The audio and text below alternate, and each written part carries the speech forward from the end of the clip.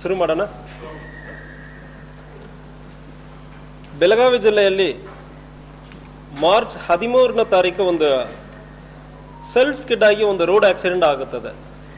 So ಅದರಲ್ಲಿ ಸಂದೀಪ್ ಕಾಲಗೌಡ ಮಂಜರ್ಗಿ ಎಂಬ ಒಂದು ವ್ಯಕ್ತಿ ಸುಮಾರು 46 ವರ್ಷ, ಆರ್ಮಿಯಿಂದ ರಿಟೈರ್ ಆಗಿ ಬಂದು ಇಲ್ಲಿ ಗೋಡಗಿರಿ ಗ್ರಾಮದಲ್ಲಿ ವಾಸ ಮಾಡ್ತಾ ಇದ್ದಾರೆ. ಅವರು ಆಕ್ಸಿಡೆಂಟಲ್ಲಿ ಬಿದ್ದಿರ್ತಾರೆ. ಎಮ್ಕಂಡ್ಮಾಡಿ ಪೊಲೀಸ್ ಸ್ಟೇಷನ್ ಲಿಮಿಟ್ಸಲ್ಲಿ ಇದು ಒಂದು ಘಟನೆ ಆಗುತ್ತದೆ. ಅಲ್ಲಿಂದ ಅವರನ್ನು ಹುಕ್ಕೇರಿ ಹಾಸ್ಪಿಟಲ್, ಗೌರ್ಮೆಂಟ್ ಹಾಸ್ಪಿಟಲ್ಗೆ ಕರ್ಕೊಂಡು ಹೋಗ್ತಾರೆ. ಅಲ್ಲಿಂದ ಅವ್ರ ವೈಫ್ ಇಲ್ಲಿಲ್ಲ, ನನ್ನ ಗಂಡನಕ್ಕೆ ಒಳ್ಳೆ ಟ್ರೀಟ್ಮೆಂಟ್ ಕೊಡಬೇಕಂದ್ರೆ ಹೇಳಿಬಿಟ್ಟು JG ಹಾಸ್ಪಿಟಲ್ ಘಟಪ್ರಭಾಕ್ಕೆ ಕರ್ಕೊಂಡು ಹೋಗ್ತಾರೆ. ಸೊ ಅವ್ರಿಗೆ ದೊಡ್ಡ ಗಾಯನೋ ಮೇಜರ್ ಇಂಜುರೀಸ್ ಯಾವುದೂ ಆಗುವುದಿಲ್ಲ. ಚೆನ್ನಾಗಿ ಮಾತನಾಡಿರ್ತಾರೆ. ನಮ್ಮ ಆಫೀಸರ್ಸ್ ವಿಡಿಯೋ ಸ್ಟೇಟ್ಮೆಂಟ್ ಕೂಡ ತೊಗೊಂಡಿರುವಾಗ ನನಗೆ ಏನಾಗಿಲ್ಲ ಸರ್, ಕೇಸ್ ಯಾವುದು ಬೇಡ ಅಂದರೆ, ಸೆಲ್ಫ್ ಸ್ಕಿಡ್ ಆಗಿದೆ, ಯಾವುದು ಕೇಸ್ ಬೇಡ ಸರ್ ಅಂತ ಹೇಳಿರ್ತಾರೆ. ಸೊ ಬಟ್ 15ನೇ ತಾರೀಕು ಸಾಯಂಕಾಲ ಒಂದು 4:15 ಸಡನ್ ಆಗಿ ಹಾರ್ಟ್ ಅಟ್ಯಾಕ್ ಅಂದರೆ ರಿಪೋರ್ಟ್ ಆಗಿ ಡೆತ್ ಆಗಿರ್ತಾರೆ. ಹಾಸ್ಪಿಟಲಲ್ಲಿ ಅವರು ಡೆತ್ ಆಗಿದ್ದಾರೆ ಅಂದರೆ ಡಿಕ್ಲೇರ್ ಆಗುತ್ತದೆ. ಡಿಕ್ಲೇರ್ ಆಗೋ ಸಂದರ್ಭದಲ್ಲಿ ಸ್ವಲ್ಪ ಡೌಟ್ ಕಾಣ್ತಾ ಇತ್ತು, ಯಾಕಂದರೆ ಯಾವುದು ವಿಸಿಬಲ್ ಇಂಜರೀಸ್ ಯಾವುದು ಕಾಣ್ತಾ ಇಲ್ಲ. ಸೊ ಇದರಲ್ಲಿ ಬೇರೆ ಏನೋ ಆಗಿರಬಹುದು ಅಂದರೆ ಒಂದು ಡೌಟ್ ಮೇಲ್ಗಡೆ ನಾವು ಪೋಸ್ಟ್ ಮಾರ್ಟಮ್ ಮಾಡೋದಕ್ಕೆ ಬಿಮ್ಸ್ ಹಾಸ್ಪಿಟಲ್ಗೆ ಕಳಿಸ್ತೀವಿ. ಅಲ್ಲಿ ಲೋಕಲ್ ಹಾಸ್ಪಿಟಲಲ್ಲಿ ಬೇಡ, ಡಿಸ್ಟ್ರಿಕ್ಟ್ ಹಾಸ್ಪಿಟಲಲ್ಲಿ ಮಾಡೋಣ ಅಂದ್ರೆ ಬಾಡಿಯನ್ನು ಬಿಮ್ಸ್ ಹಾಸ್ಪಿಟಲ್ಗೆ ಕಳಿಸ್ತೀವಿ. ಅದ್ರ ಜೊತೆಗೆ ಇನ್ವೆಸ್ಟಿಗೇಷನಲ್ಲಿ ಆಫೀಸರ್ಸ್ ಇದರಲ್ಲಿ ಜನರಲಿ ರೋಡ್ ಆಕ್ಸಿಡೆಂಟಲ್ಲಿ ಕೆಲವೊಂದು ಪ್ರಶ್ನೆ ಹೇಳ್ತೀವಿ. ಇದರಲ್ಲಿ ಡೌಟ್ ಇರೋದ್ರಿಂದ ಪ್ರಶ್ನೆಯನ್ನು ಜಾಸ್ತಿ ಹೇಳಿದ್ವಿ.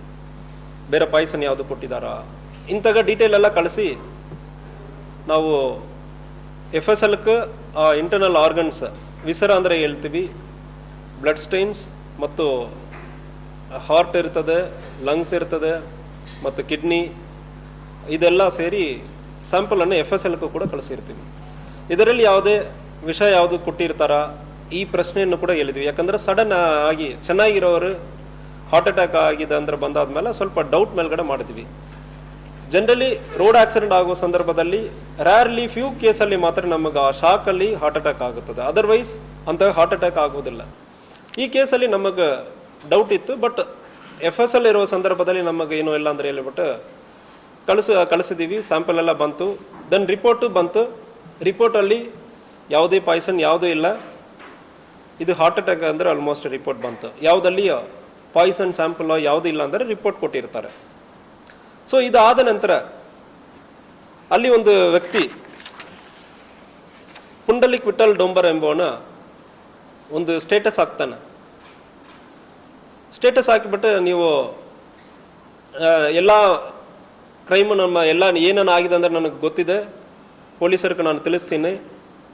ಸೊ ಆಕ್ಸಿಡೆಂಟ್ ಹೆಂಗೆ ಆಯಿತು, ಅದು ಏನಾಗಿದೆ ಅಂತ ಒಂದು ವೇಗಾಗಿ ಒಂದು ಸ್ಟೇಟಸನ್ನು ಇಡ್ತಾನೆ. ಅವನು ಯಾರಂದ್ರೆ ಈ ಡೆತ್ ಆಗಿರೋರ್ಗೆ ಪರಿಚಯ ಇರೋವನ, ಡೆತ್ ಆಗಿರುವ ಸಂದೀಪ್ ಕಾಲಗೌಡ ಮಂಜರ್ಗಿಗೆ ಪರಿಚಯ ಇರೋವನ. ಇವನು ಫ್ಯಾಮಿಲಿ ಫ್ರೆಂಡ್ ಥರ.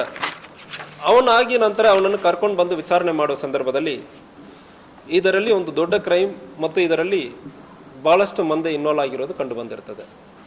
ಈ ಕ್ರೈಮ್ ಫಸ್ಟ್ ಆಫ್ ಆಲ್ ಯಾಕೆ ಆಗಿದೆ ಅಂದರೆ, ಇವನು ಪುಂಡಲಿಕ್ ವಿಠಲ್ ಡೊಂಬರ್, ಇವನಕ್ಕೊಂದು 25 ವರ್ಷ. ಇವನು ಇನಿಷಿಯಲಿ ಒಂದು ಪಾವ್ ಬಜಿ, ವಡಾಪಾವ್ ಇದೆಲ್ಲ ಮಾಡ್ಕೊಂಡು ಇರ್ತಾನೆ.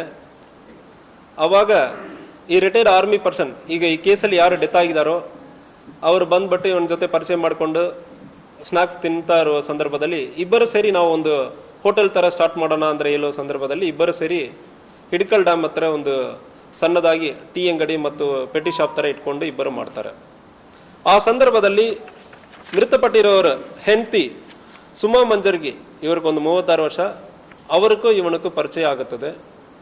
ಇದು ಒಂದು 3-4 ವರ್ಷ ಹಿಂದೆಯಿಂದ ಇದು ನಡೀತಾ ಇದೆ. ಇವರು 2023 ಡಿಸೆಂಬರಲ್ಲಿ ಆಲ್ಮೋಸ್ಟ್ ರಿಟೈರ್ ಆಗಿ ಬರ್ತಾರೆ.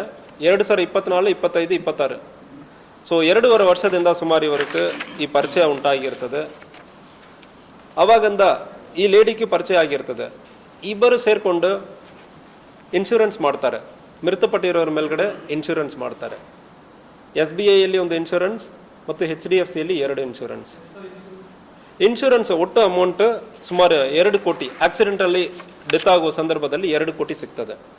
ಈ ಇನ್ಶೂರೆನ್ಸ್ ಯಾವ ರೀತಿಯಲ್ಲಿ ಅಂದರೆ ವರ್ಷಕ್ಕೆ ಒಂದು 4 ವರ್ಷ 5 ವರ್ಷಕ್ಕೆ ಒಂದಲ್ಲಿ SBIಯಲ್ಲಿ ವರ್ಷಕ್ಕೆ 5 ಲಕ್ಷ ಕಟ್ಟೋದು, ಆಫ್ಟರ್ 5 ವರ್ಷ ಕಟ್ಟಬೇಕು, 6ನೇ ವರ್ಷ ಬಿಟ್ಟಾದ್ಮೇಲೆ ನೆಕ್ಸ್ಟ್ 7ನೇ ವರ್ಷದಿಂದ ರಿಟರ್ನ್ ಬರ್ತದೆ. ಒಂದು ವೇಳೆ ಈ ಮಧ್ಯದಲ್ಲಿ ಡೆತ್ ಆಗೋ ಸಂದರ್ಭದಲ್ಲಿ ಆಕ್ಸಿಡೆಂಟಲ್ ಕವರೇಜ್ ಸಿಗ್ತದೆ. ಇದೇ ರೀತಿಯಲ್ಲಿ HDFCಯಲ್ಲಿ ಒಂದು 2 ಇನ್ಶೂರೆನ್ಸ್, 1.6 ಲ್ಯಾಕ್ ಪ್ರತಿ ವರ್ಷ ಕಟ್ಟುವುದು, ಒಂದು 5-6 ವರ್ಷ ಕಟ್ಟುವುದು, ಅದಾದ್ಮೇಲೆ ಬೆನಿಫಿಟ್ ಬರ್ತದೆ. ಮಧ್ಯದಲ್ಲಿ ಆಕ್ಸಿಡೆಂಟ್ ಆಗೋ ಸಂದರ್ಭದಲ್ಲಿ ಅದಕ್ಕೆ ದುಡ್ಡು ಬಹಳಷ್ಟು ಬರ್ತದೆ. ಇನ್ನೊಂದು HDFCಯಲ್ಲಿ 1 ಲಕ್ಷ. ಇದೇ ರೀತಿಯಲ್ಲಿ 3 ಇನ್ಶೂರೆನ್ಸ್ ಪ್ಯಾಕೇಜ್, SBIಯಲ್ಲಿ 1, HDFCಯಲ್ಲಿ 2, ಒಟ್ಟು ಸುಮಾರು ಆಕ್ಸಿಡೆಂಟಲ್ ಇನ್ಶೂರೆನ್ಸ್ ಕವರೇಜ್ ಒಂದು 2 ಕೋಟಿ ಬರ್ತದೆ. ಆಕ್ಸಿಡೆಂಟಲ್ಲಿ ಇವರು ಡೆತ್ ಆಗೋ ಸಂದರ್ಭದಲ್ಲಿ 2 ಕೋಟಿ ಬರ್ತದೆ ಅಂದರೆ ಪ್ಲಾನ್ ಮಾಡಿಕೊಂಡು ಇನ್ಶೂರೆನ್ಸ್ ಅನ್ನು ಇವರು ತಯಾರಿ ಮಾಡಿರ್ತಾರೆ. ಸೊ ಇದರಲ್ಲಿ ಇನ್ನೊಂದು ವಿಚಾರಣೆ ನಡೀತಾ ಇದೆ. ಇನ್ಶೂರೆನ್ಸ್ ಮೃತಪಟ್ಟಿರೋರ್ಗೂ ಗೊತ್ತಿಲ್ಲದೆ ಮಾಡಿರೋದಾಗಿ ಒಂದು ತಿಳಿದು ಬರ್ತಾ ಇದೆ. ಗೊತ್ತಿತ್ತು ಅವರೇ ಮಾಡಿದ್ದಾರೆ ಅಂದರೆ ಒಂದು ಸ್ಟೇಟ್ಮೆಂಟ್, ಕಾಂಟ್ರಡಿಕ್ಟರಿ ಸ್ಟೇಟ್ಮೆಂಟ್ ನಮಗೆ ಬಂದಿದೆ.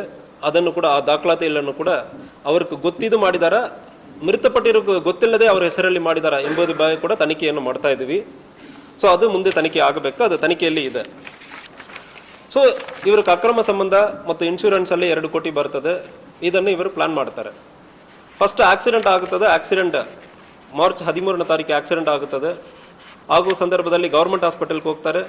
ಅಲ್ಲಿಂದ ಘಟಪ್ರಭಾಕ್ಕೆ ಹೋಗ್ತಾರೆ. ಘಟಪ್ರಭಾಕ್ಕೆ ಯಾಕೆ ಹೋಗ್ತಾರೆ ಅಂದರೆ ಹೇಳೋ ಸಂದರ್ಭದಲ್ಲಿ ಘಟಪ್ರಭಾಕ್ಕೆ ಇವನು ಮೃತಪಟ್ಟಿರೋ ಹೆಂಡತಿ ಜೊತೆ ಅಕ್ರಮ ಸಂಬಂಧ ಇರೋವನು ರಿಲೇಟಿವ್ ಒಬ್ಬನ ಅಲ್ಲಿ ಕೆಲಸ ಮಾಡ್ತಾನೆ.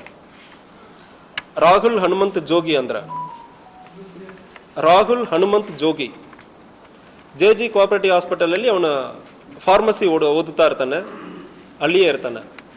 ಗೌರ್ಮೆಂಟ್ ಹಾಸ್ಪಿಟಲಿಂದ ಯಾವುದೇ ಗಾಯ ಇಲ್ಲದೆ ಇರೋನನ್ನು ಘಟಪ್ರಭಾ ಹಾಸ್ಪಿಟಲ್ಗೆ ಕರ್ಕೊಂಡು ಹೋಗ್ತಾರೆ. ಕರ್ಕೊಂಡೋಗಿ ಜನರಲ್ ವಾರ್ಡ್ಗೆ ಹಾಕಲ್ಲ, ಸ್ಪೆಷಲ್ ರೂಮ್ ತಗೊಳ್ತಾರೆ. ಸ್ಪೆಷಲ್ ರೂಮಲ್ಲಿ ಅಡ್ಮಿಟ್ ಮಾಡ್ತಾರೆ. ಅಡ್ಮಿಟ್ ಮಾಡಿ ನಂತರ ಸೊ ಇದು ಒಳ್ಳೆಯ ಅವಕಾಶ ಸಿಕ್ಕಿದೆ, ಎನಿವೆ ಆಕ್ಸಿಡೆಂಟ್ ಆಯಿತು, ಇದು ಆಕ್ಸಿಡೆಂಟಲ್ ಡೆತ್ ಥರ ತೋರಿಸಬೇಕಂದ್ರೆ ಪ್ಲಾನ್ ಮಾಡ್ತಾರೆ. ಇದಕ್ಕೆ ಇವನು ರಾಹುಲ್ ಎಂಬವನು ಸಜೆಷನ್ ಕೊಡ್ತಾನೆ, ಪಾಯ್ಸನ್ ಕೊಡುವುದಕ್ಕೆ. ಇನ್ಸೆಕ್ಟಿಸೈಡ್ ಪಾಯ್ಸನ್, ಟ್ಯಾಕ್ಟಿಕ್ ಅಂದರೆ ಒಂದು ಪಾಯ್ಸನ್ ಇರ್ತದೆ. ಸೊ ಆ ಪಾಯ್ಸನನ್ನು ಮತ್ತು ರ್ಯಾಟ್ ಪಾಯ್ಸನನ್ನು ಮಿಕ್ಸ್ ಮಾಡಿ ಕೊಡೋಣ ಅಂದ್ರೆ ಪ್ಲಾನ್ ಮಾಡ್ತಾರೆ. ಇದು ಇವನು ರಾಹುಲ್ ಅವನು ಐಡಿಯಾವನ್ನು ಕೊಟ್ಟಿರ್ತಾನೆ. ಆ ಐಡಿಯಾ ಮೇಲ್ಗಡೆ ಈ ಪಾಯ್ಸನನ್ನು ಸಲೈನ್ ಬಾಟಲಲ್ಲಿ ಇಂಜೆಕ್ಟ್ ಮಾಡ್ತಾರೆ. ಫಸ್ಟ್ ಇವರೊಂದು ಬೇರೆ ಒಂದು ಸಲೈನ್ ಬಾಟಲಲ್ಲಿ ಫಸ್ಟ್ ಡೇ ಇಂಜೆಕ್ಟ್ ಮಾಡ್ತಾರೆ, 14th. ಅದು ಪ್ರೆಷರ್ ಕಮ್ಮಿ ಇರೋದ್ರಿಂದ ಬಾಡಿ ಒಳಗೆ ಹೋಗಿಲ್ಲ. 15th ಇವರೇ ಸೆಪ್ರೇಟ್ ಒಂದು ಸಲೈನ್ ಬಾಟಲ್ ತೊಗೊಂಡು ಬರ್ತಾರೆ. ಯಾಕಂದರೆ ರೆಗ್ಯುಲರ್ ಸಲೈನ್ ಬಾಟಲ್ ಹಾಸ್ಪಿಟಲ್ ಅವರು ತೊಗೊಂಡು ಹೋಗಿ ಬಿಡ್ತಾರೆ.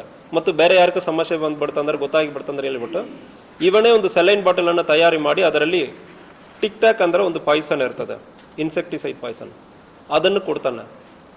ಸೊ ಜೊತೆಗೆ ಸ್ಲೀಪಿಂಗ್ ಪಿಲ್ಲನ್ನು ಕೊಟ್ಟಿರ್ತಾರೆ ಅವನಿಗೆ. ಇದನ್ನು ಕೊಟ್ಟು ಆದ್ಮೇಲೆ ಹಾರ್ಟ್ ಅಟ್ಯಾಕ್ ಥರ ಆಗಿರ್ತದೆ. ಹಾರ್ಟ್ ಅಟ್ಯಾಕ್ ಆಗಿ ಅರ್ಧ ತಾಸಲ್ಲಿ ಮೃತಪಟ್ಟಿರೋದಾಗಿ ಸ್ಟೇಟ್ಮೆಂಟ್ ಕೊಟ್ಟಿದ್ದಾರೆ. ಸೊ ಈ ಟಿಕ್ ಟಾಕ್ ಪಾಯ್ಸನ್ ಆದಮೇಲೆ ಇದು ಪೆಸ್ಟಿಸೈಡ್ ಇರ್ತದೆ, ಇದು FSL ರಿಪೋರ್ಟಲ್ಲಿ ಬರಬೇಕು.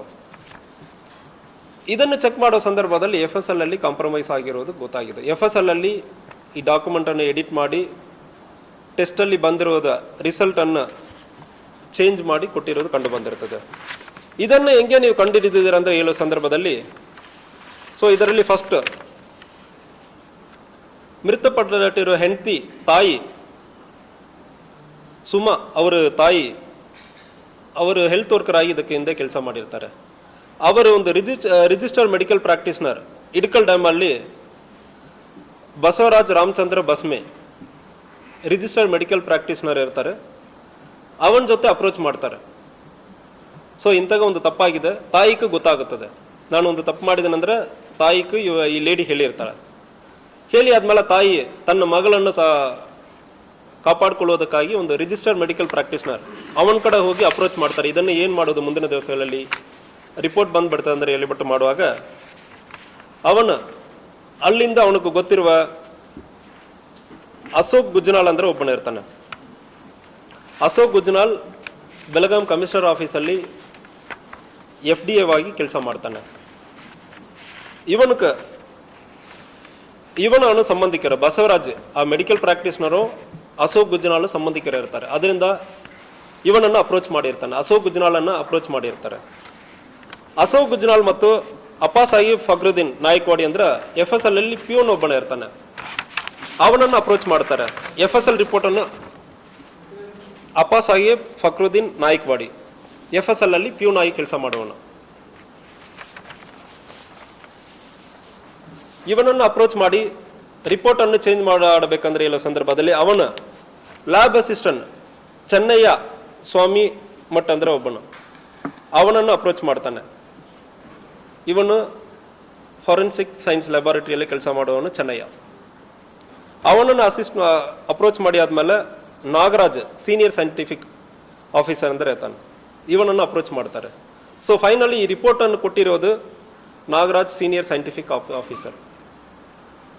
ಈ ನಾಗರಾಜ್ ರಿಪೋರ್ಟರನ್ನು ತಯಾರು ಮಾಡಿ ತೋರಿಸಿರೋದನ್ನು ಎಲ್ಲ ದಾಖಲಾತಿಗಳನ್ನ ಚೆನ್ನಯ್ಯಕ್ಕೆ ಗೊತ್ತಿರ್ತದೆ. ರಿಪೋರ್ಟ್ ಕೊಡೋದಕ್ಕೆ ಮುಂಚೆ ಇಂತಾಗ ರಿಪೋರ್ಟ್ ಬಂದ್ಬಿಟ್ಟಿದೆ, ಈಗ ಹಣವನ್ನು ಕೊಡಿ ಅಂದರೆ ಹಣವನ್ನು ಈಸ್ಕೊಳ್ತಾರೆ. ಸೊ ಹಣವನ್ನು ಈಸ್ಕೊಂಡು ಇವರು ರಿಪೋರ್ಟನ್ನು ಚೇಂಜ್ ಮಾಡಿರ್ತಾರೆ. ನಾಗರಾಜ್ PM ನಾಗರಾಜ್ ಅಮೌಂಟ್ ಇದರಲ್ಲಿ ಒಟ್ಟು ಸುಮಾರು 3 lakhಕ್ಕಿಂತ ಜಾಸ್ತಿ ಇದೆ.